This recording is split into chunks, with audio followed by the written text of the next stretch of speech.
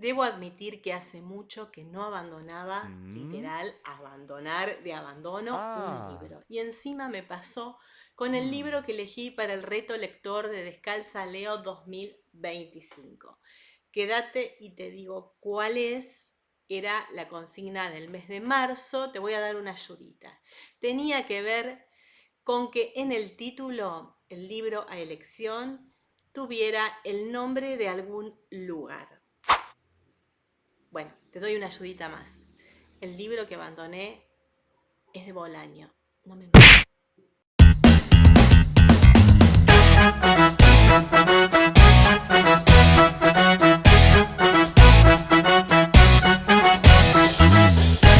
Hola descalzas y descalzos, ¿cómo están? Yo soy Silvi y en este video te voy a contar cuáles fueron mis lecturas del mes de marzo. Y bueno, sí, abandoné la de Bolaños, que después te voy a decir cuál es. Tenés el tiempito de las reseñas de estos que me gustaron para adivinar qué libro de Bolaño tiene el nombre de un lugar en el título. Bueno, ese lo abandoné y después te voy a explicar por qué.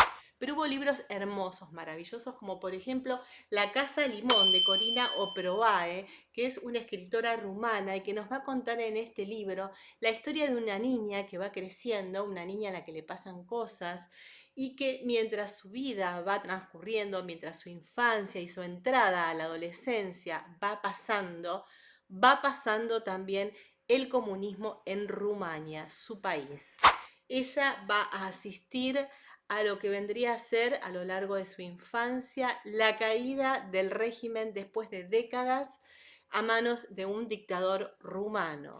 La historia empieza cuando ella, que es una integrante de una familia tipo de clase media y vive en una casa color limón, es obligada a dejar su vivienda y trasladan a ella y a un grupo de personas que están en su situación a una especie de complejo habitacional. La niña adora y añora permanentemente los pequeños recuerdos que tiene en esa casa limón, al mismo tiempo que a su alrededor va cayendo no solamente el comunismo, sino también cada uno de los integrantes de su familia, porque es una historia que nos habla de duelos, de ausencias. La primera ausencia que vamos a sentir acá es la del papá, un papá que no sabemos si fue detenido porque es contrario al régimen o si termina en un manicomio. Ella va a tratar de entender a través de las conversaciones de los adultos qué es lo que pasa. Tiene una forma narrativa que es totalmente emotiva, es cariñosa, ella habla desde la inocencia de sus años de niña, ella va a contar cómo se esconde para leer en torres de libros debajo de una mesa. También hay algunas pautas que nos dan que pensar sobre esta infancia y sobre esta niña, porque es una niña que tiene los sentidos más exacerbados que el resto. Ella ve lo que los demás no ven y oye y siente con sabores y olores lo que los demás no. No podría decir si estamos hablando de una especie de autismo, pero en algunos fragmentos el libro te deja pensando. También te deja pensando los cuidados que la mamá genera sobre esa niña, cuidados que tienen que ver con atender sus necesidades, hasta que por supuesto la vida y la política le impiden seguir haciéndolo.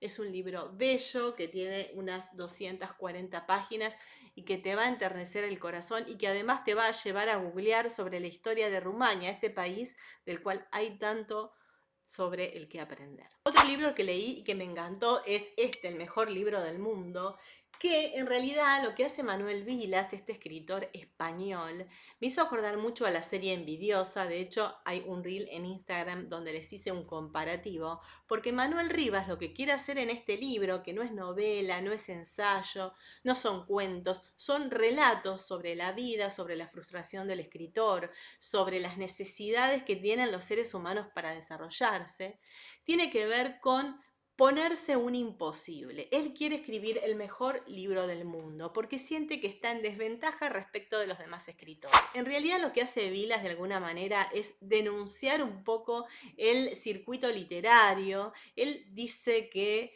es un muerto de hambre, se llama a sí mismo así, porque alega que en realidad lo que más disfruta de todo esto, como sabe que total no es un escritor consagrado, es ir a las ferias del libro, los cócteles, los desayunos, toda la previa y los preparativos que hacen las editoriales para que los escritores puedan juntarse y presentar su libro. Él se pone a la altura de grandes para además también tratar de rebajarse un poco más en forma inconsciente o psicológica, grandes como Kafka, como Cervantes, y termina diciendo, ya que hablamos de psicología, que en realidad el único que se lleva todos los laureles es Freud, porque parece que Freud supo interpretar las verdades humanas que él denuncia en este libro de una forma un poco más científica.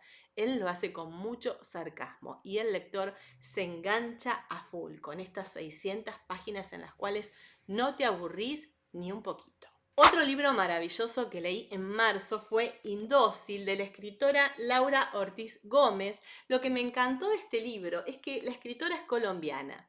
Sin embargo, la protagonista de esta historia es una casa del barrio de San Telmo, así en Caseros al 600. ¿Por qué? Porque acá, en esta casa, en realidad, al principio vamos a encontrar a dos protagonistas que son dos mujeres de la limpieza, que ven todo lo que sucede dentro de esa casa. Pero la que habla, la que nos habla, es la casa. La casa va a albergar a esas criadas, si querés, según el lenguaje de la época. Estamos hablando de una Argentina alrededor de 1907, donde además venían inmigrantes y donde de a poco esa casa adinerada con un matrimonio que la misma casa no se lo merece y no los quiere porque no la cuidan y entonces les escupe humedad en las paredes, recurso magistral que introduce la escritora, de que la casa empiece a romper los caños y empiece a quejarse de sus dueños,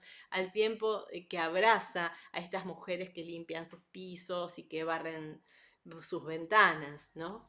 Bueno, lo que va a hacer cuando viene toda esta ola de inmigración es que esta casa se vaya transformando en una especie de conventillo, un conventillo que en realidad es como un hotel de inmigrantes que por supuesto ellas empiezan a regentear porque los dueños, como ya no quieren estar en esa casa que está cada vez peor, las dejan a ellas de encargadas. Ahí vamos a empezar a conocer a un montón de personas que van a venir, inmigrantes, y vamos a asistir a lo que fue, lo que se dio en llamar la huelga de las escobas en 1907, que tuvo que ver con una movida que hicieron las mujeres que vivían en estos conventillos o en estos hoteles, si querés, para quejarse por el aumento de los alquileres. En realidad lo que te muestra es cómo las mujeres desde tiempos eh, inmemoriales en lo que tiene que ver a la construcción de esta Argentina que hoy conocemos, ya desde su pequeño lugar entablaban una pelea y alzaban la voz en contra de las injusticias. Además, el libro está escrito con mucha poesía y son 220 páginas que se devoran. Hablando de cosas que uno no entiende, que trata de comprender, como el amor, la fe, la religión, la vida, las contradicciones, la injusticia. Me fui a una filósofa, Simone Weil. No es cualquier filósofa, es una mujer que nació en el 1900 y que además participó en la Guerra Civil Española desde el punto de vista del anarquismo en contra de los movimientos totalitarios y que después también quiso enlistarse en Francia. Sin embargo, toda su obra tiene que ver con reivindicar la importancia del amor. Se llama La gravedad y la gracia porque ella sostiene que en realidad todas las conductas humanas están regidas por estas dos cuestiones. Por la gravedad, que es aquello que nos va sucediendo, como la gravedad, que es una realidad que cae y uno no puede evitar, y la gracia, que es ese don que uno tiene para tratar de ir sorteando las cosas que pasan. Es un libro muy corto, tiene 180 páginas, pero es súper complejo, es un libro muy profundo, que en realidad está escrito casi, si querés, como a modo de recolección de frases, y es una especie de diario que ella escribió en el año 1942 en Marsella, muy poco antes de morir, y cuando estaba atravesando además una etapa más mística, si querés, dentro de lo que fue todo el proceso de transformación en su vida. Sin embargo, vivió poco, vivió hasta los 35 años y es un personaje histórico que realmente vale la pena redescubrir. Era amiga de Simone de Beauvoir y lo que ella decía, esta mujer que tanto conocemos, es que en realidad Simone Weil tenía la misma fuerza para empuñar un arma que para explotar en un ataque de llanto frente a cualquier injusticia. Una mujer impresionante que les recomiendo ir a consultar. Y seguimos por el 1900, fue un mes así, 1933, Alemania. ¿Y qué encontré? Encontré el tercer Reich de los sueños. ¿De qué trata este libro? Este libro pequeño también. Los libros pequeños este mes vinieron muy potentes. Tiene, ya te voy a decir, 159 hojas, este era de Godot Ediciones y este es de Tinta Limón con LOM Ediciones. Es una obra que fue recuperada porque se publicó en 1966, pero no había sido traducida al español. Y recientemente la editorial LOM, junto ahora con Tinta Limón, la trae como novedad de marzo y nos trae esta especie de recopilación de sueños. ¿Por qué se llama el Tercer Reich de los sueños?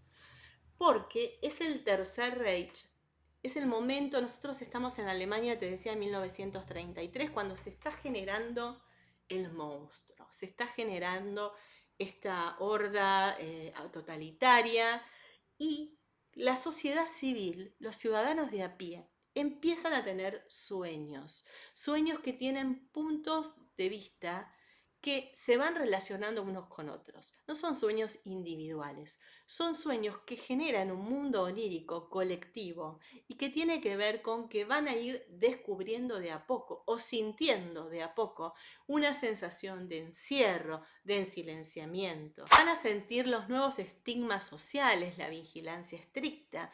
Vamos a asistir acá a relatos en primera persona de un comerciante, de una fábrica, de un hombre que arregla zapatos, de una mujer que vende comida en la calle.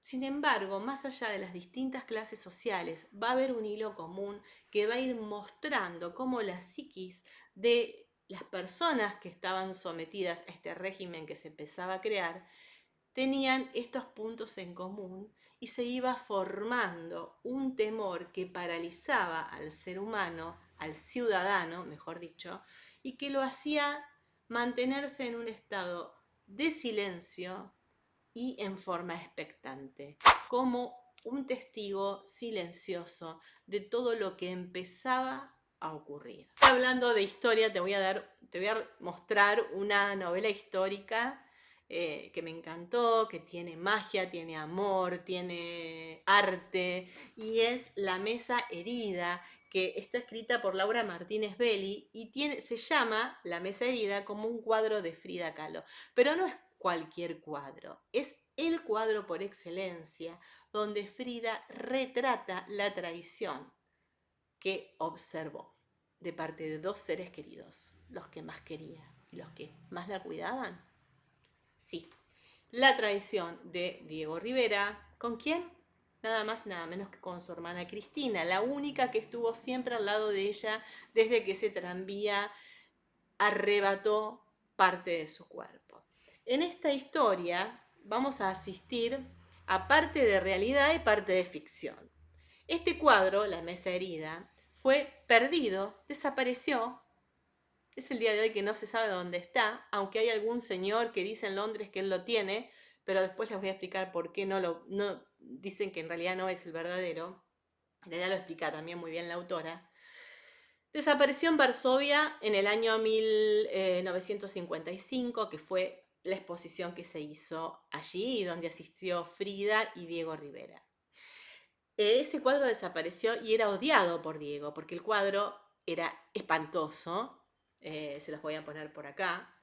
Espantoso, ¿por qué? Porque en realidad lo que retrataba era una Frida sufriente, era la traición de su hermana y de su marido, era la presencia silenciosa de sus sobrinos, a los que amaba como a hijos.